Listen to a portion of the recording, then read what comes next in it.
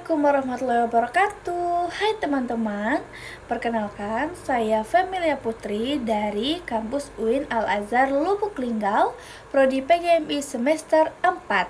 Nah, hari ini aku akan membahas berbagai transformasi pendidikan di zaman era kita ini. Yang pertama adalah transformasi pendidikan di era AI, yaitu karena AI bisa memberikan informasi secara instan. Jadi mulai sekarang pembelajaran harus bergeser dari hafalan ke berpikir kritis, analitis, dan evaluatif atau HOTS. Adapun 3 alasan utama transformasi, yaitu yang pertama adalah mahasiswa perlu berkemampuan berpikir tingkat tinggi, jadi bukan hanya mengingat saja.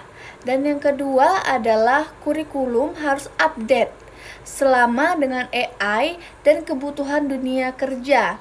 Jadi mahasiswa wajib punya literasi AI, keterampilan digital, dan kemampuan adaptasinya. Dan yang ketiga adalah AI membuat pembelajaran lebih personal dan adaptif. Umpan balik disesuaikan dengan kebutuhan setiap manusia.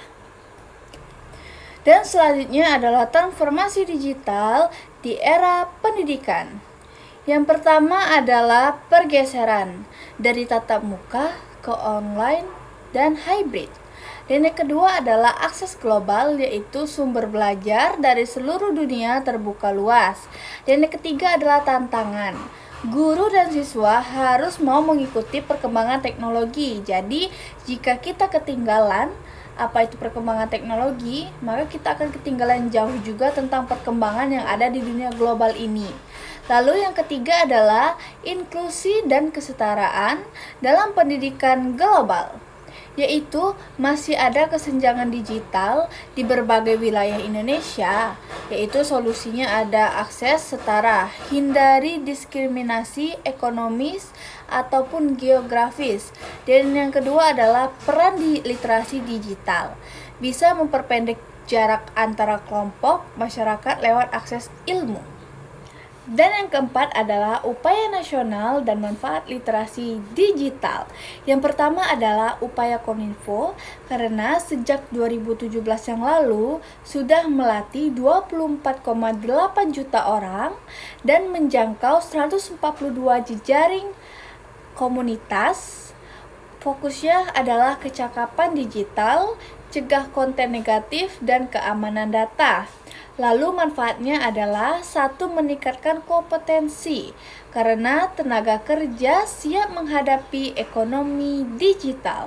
Dan yang kedua adalah kesadaran digital, yaitu masyarakat lebih bijak lagi pakai teknologi. Dan yang ketiga adalah perlindungan, yaitu mengurangi penyebaran konten negatif dan kejahatan digital. Nah, yang terakhir adalah simpulan dan rekomendasi. Ada 3 hal penting yang harus dilakukan, yaitu 1.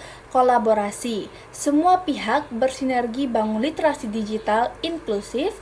Dan yang kedua adalah pemerataan akses, yaitu sediakan pelatihan digital berkelanjutan di seluruh Indonesia.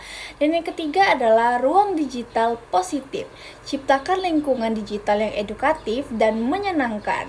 Karena di era AI, pendidikan harus berubah, kurikulum update, pembelajaran personal, semua punya akses digital yang setara dan fokus melatih berpikir kritis dan literasi digital agar kita siap kerja. Baiklah, itulah sekian penjelasan dari saya. Mohon maaf apabila ada kekurangan dan salah kata. Saya mohon maaf dan kepada Allah saya mohon ampun. Saya akhiri. Wassalamualaikum warahmatullahi wabarakatuh. Bye-bye.